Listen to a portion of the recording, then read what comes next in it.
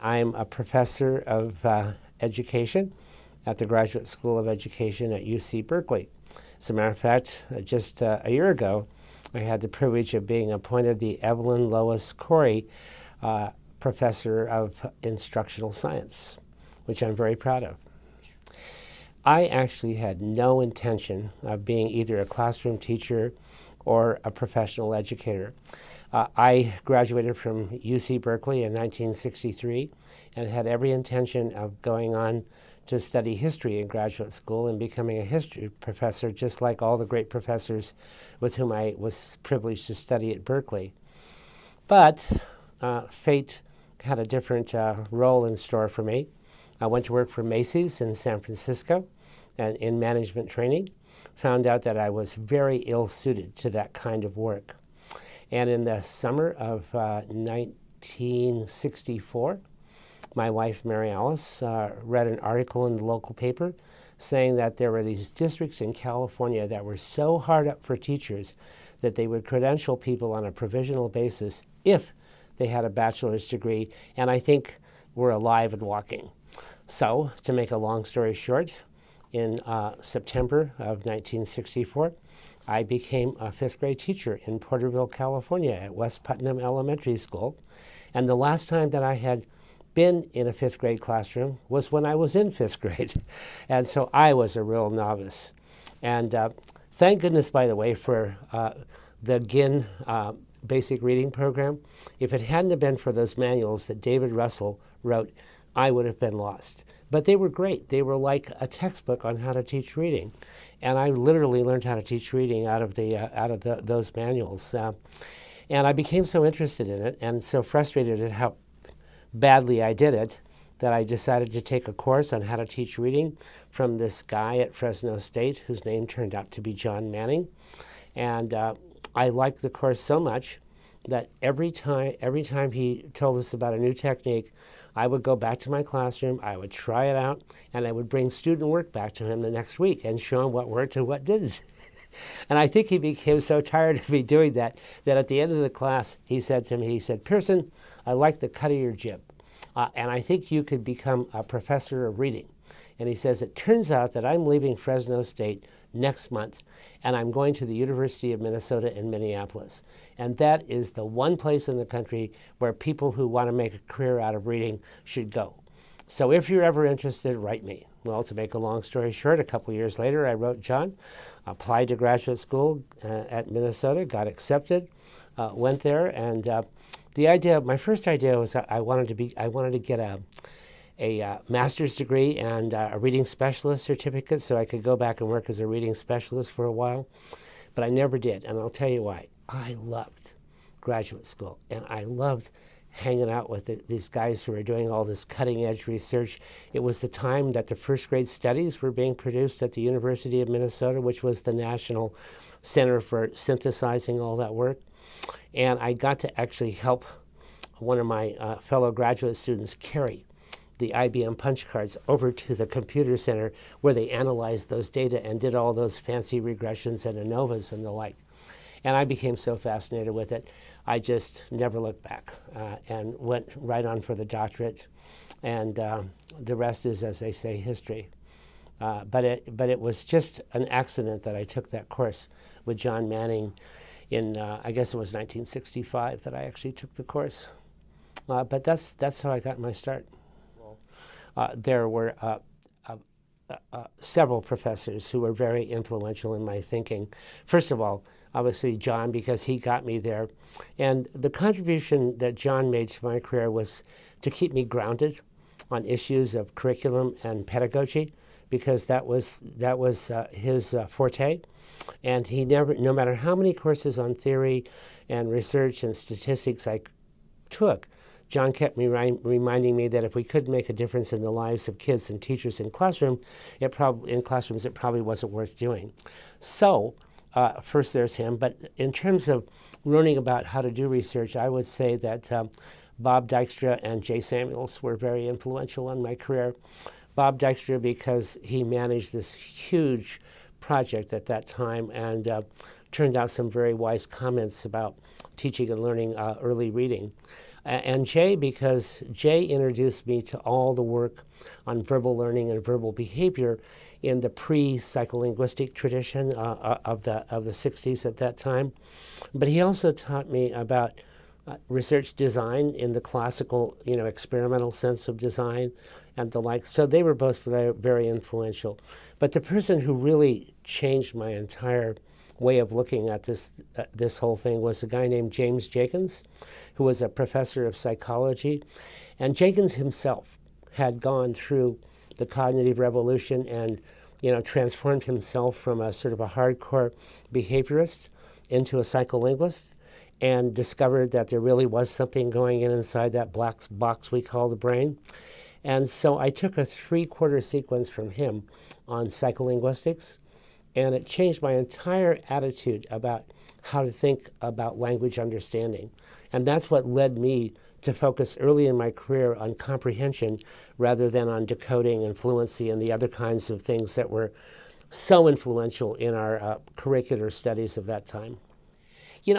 I gotta say that the set of the 4 handbooks of reading research, I think, have proven to have lasting value.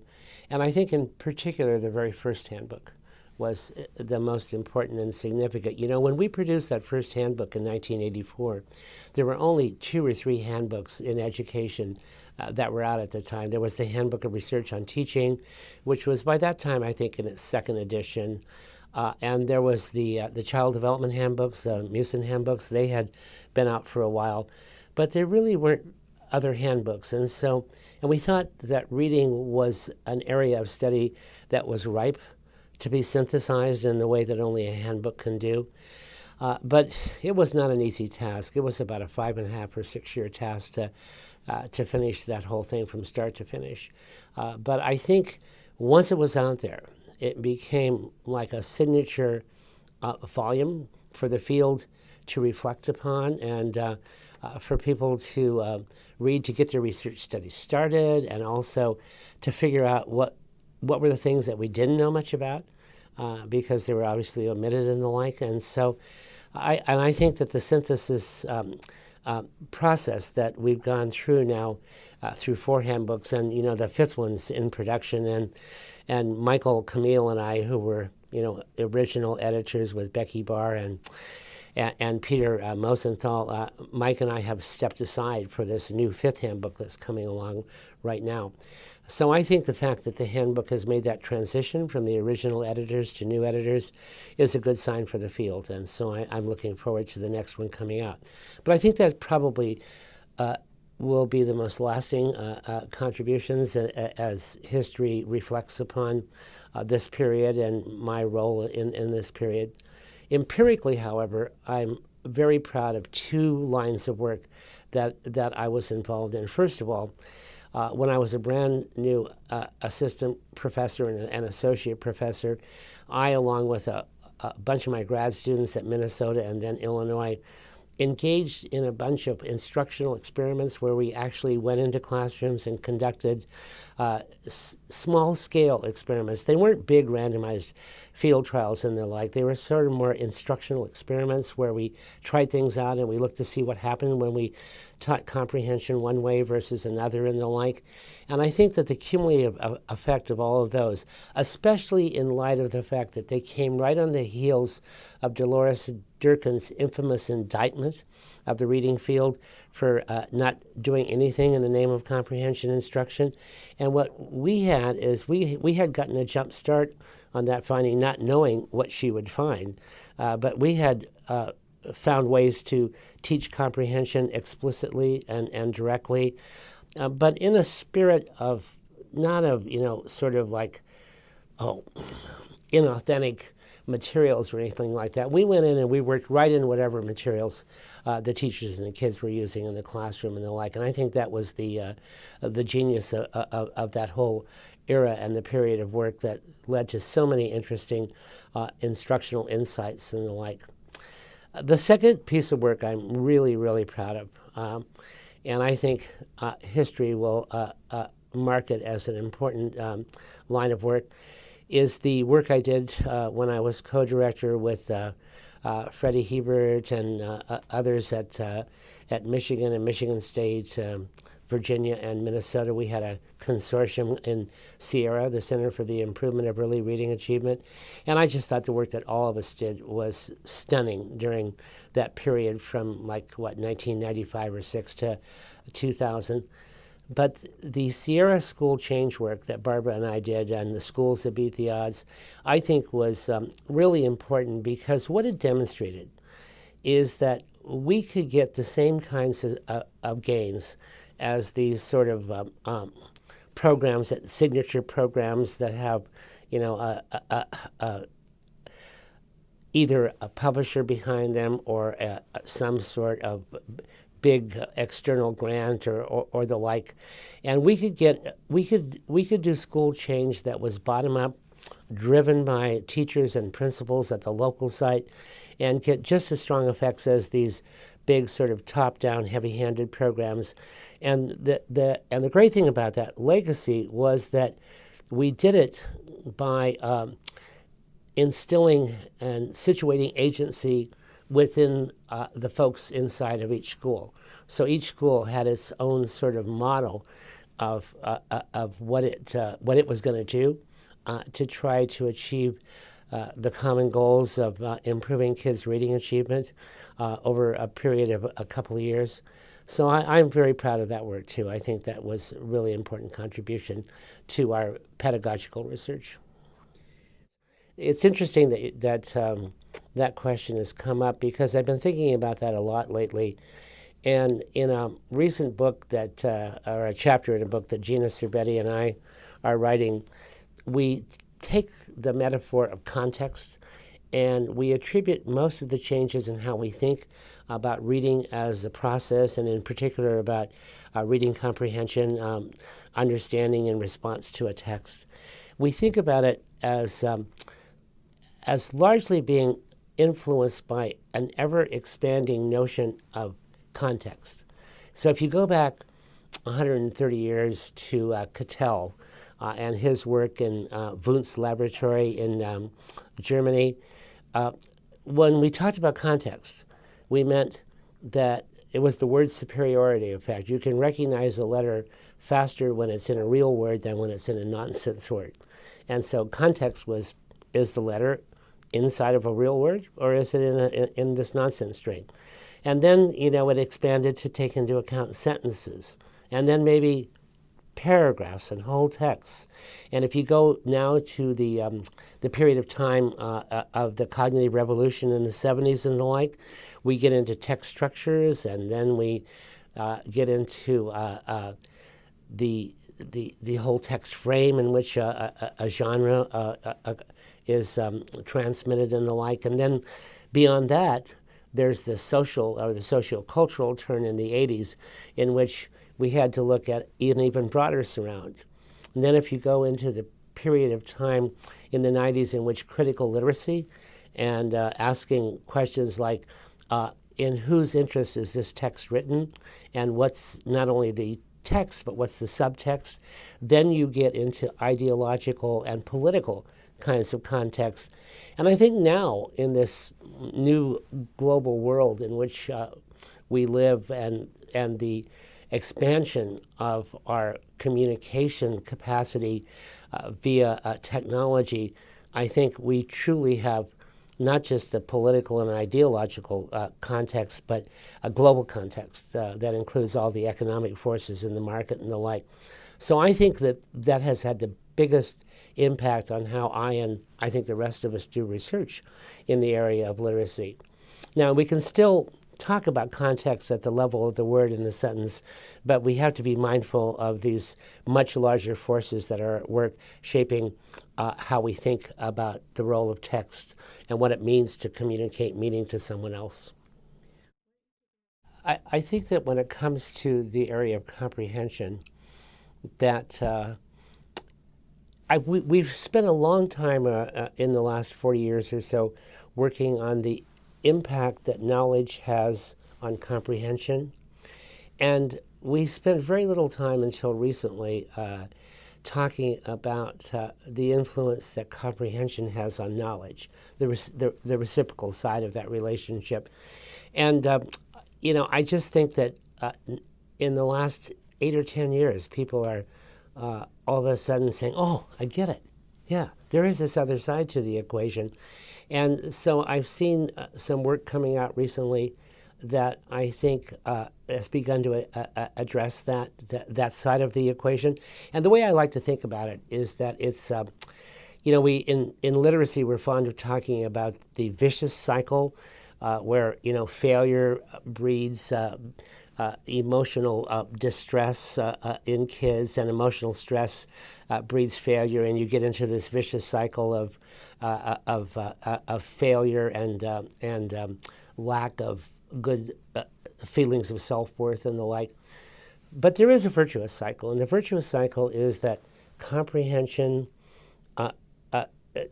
knowledge begets comprehension, comprehension begets learning, and learning begets knowledge, and then, of course, knowledge begets comprehension. And so you get into this virtuous cycle where the more you know, the better you understand, and the better you understand, the more you learn, and the more you learn, the more you know.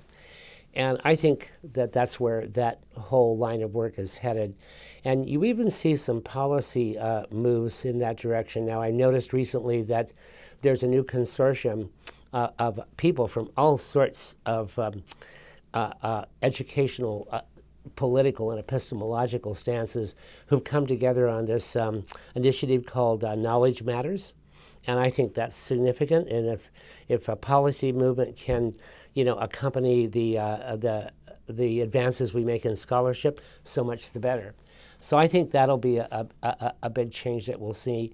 And I think the other thing, and I don't know whether the other area where I think we have a lot of progress to make is figuring out how to cope with this new kid, not a new kid, it's actually an old kid on the block that's been reignited by the Common Core state standards, and the notion of text complexity and where text complexity resides and why it resides there and what it's attributable to.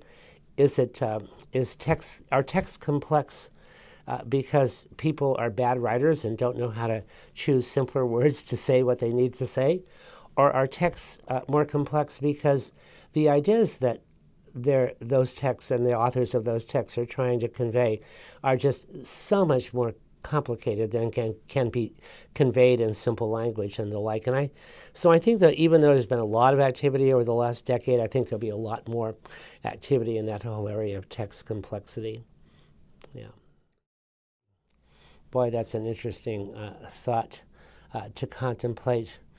I think I go back to what I said about the comprehension to knowledge side of that equation between, or that relationship between knowledge and comprehension.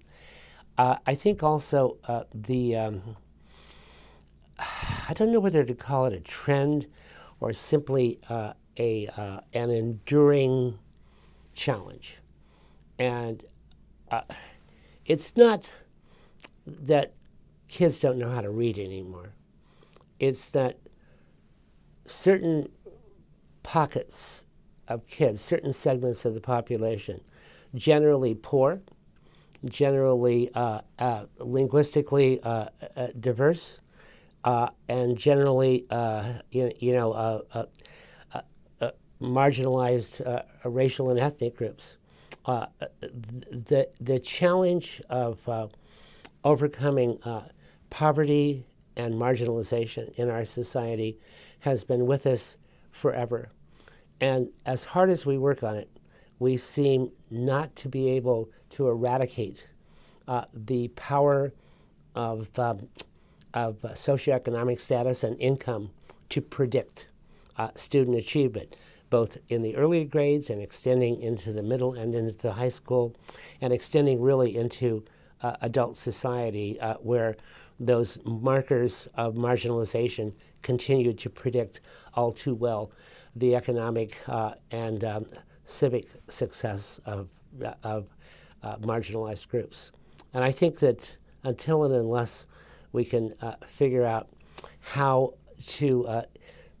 I don't know that I really think we'll ever eradicate the achievement gap, but what I think we can do is to ensure that no matter who you are, no matter what your background, no matter what your level of income, that you can get to a level of accomplishment that will allow you to live a life that matches your goals and aspirations.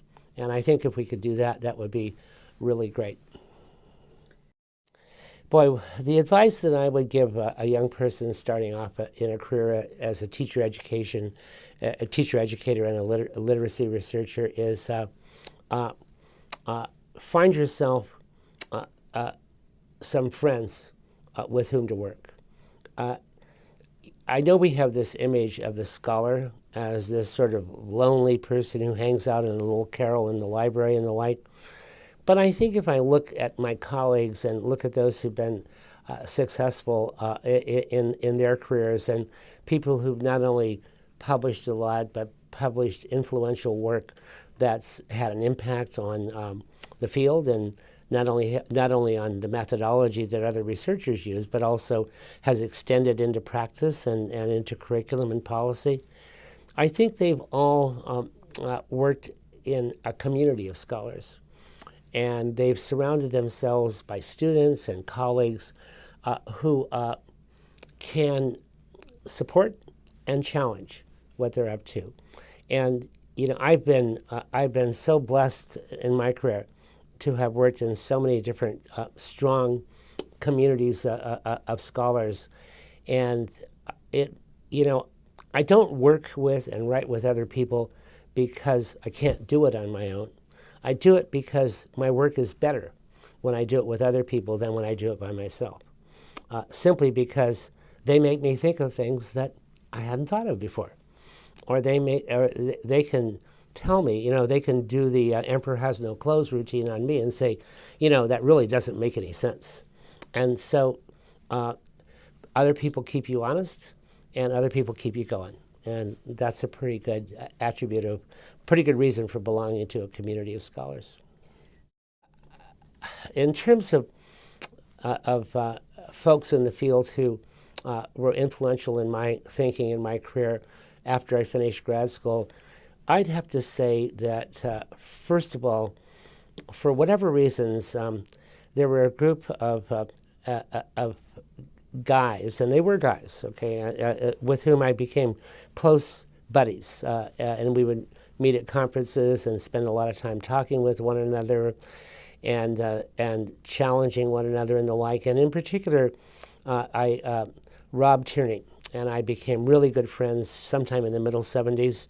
I was about 4 years ahead of him in graduate school, but we hit it off. My colleague Dale Johnson, with whom I did so much writing in the late 70s and early 80s, was another influential force in my life at that time. And, without his collaboration in writing those 2 books that we did in the late 70s and some articles that surrounded those, I think my career would have had a very different path. But I got to tell you, Jerry Harsty, who he and I have disagreed about so many things for so long, for so many years, but my interactions with him, and particularly the long and very heated arguments we had over curriculum and pedagogy and whole language versus explicit teaching and the like, if it hadn't been for those, I wouldn't have figured out what it was I really believed and what I knew to be true about good pedagogy and the like.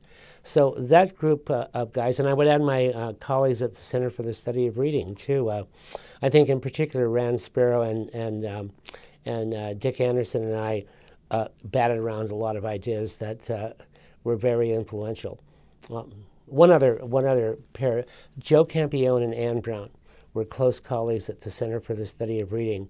And I learned so much about how to think about pedagogy within a social context from them because of their strong grounding in the work of Vygotsky and also Feuerstein.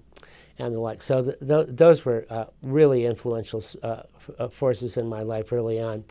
But in general, I would add, I've had the good fortune of working with lots of close colleagues in Sierra and at the Center for the Study of Reading at Illinois, and also at Berkeley. And so all those colleagues, I think, have influenced my career and my way of thinking about literacy. Hopefully I've influenced theirs too, but surely I know that they've influenced mine. Well, the gradual release of responsibility, the little, I guess it's a figure that I started using in 1983 in an article I wrote with Meg Gallagher, has been the single most requested piece of text or image that I've ever produced. I cannot tell you how many times people have asked to reprint that in one form or another. As a matter of fact, I know it's influential because nobody even asks me for permission to reprint it anymore. And an idea has taken hold when nobody can remember where it came from. That's my ultimate test of impact. But it actually came out of I'd say a half dozen noontime conversations with Ann Brown and Joe Campione, and we kept talking about, the zone of proximal development, and we would incorporate Feuerstein's notion of dynamic assessment and Bob Stake's notion of responsive evaluation. And what all those things had in common was you figured out what to do at point 3 by having a close analysis of what happened at points 1 and 2. And that what your goal was to create an instructional environment such that at the end of the road, you as a teacher had made yourself obsolete. And that's what we meant by going from a situation in which you as the teacher were accepting most of the responsibility for conducting an activity to a situation where the students were taking all that responsibility and you were taking none. But we used to joke, and we used to say, just because you want to end up being obsolete doesn't mean you have to start there. And that's where that came from. It really came out of those conversations. But the actual sliding scale occurred to me in those conversations, and it was originally written on I think a slightly used napkin at the little lunchroom at the Center for the Study of Reading at 51 Gertie Drive in Champaign, Illinois, right out there amidst between the hog farm and the sheep farm.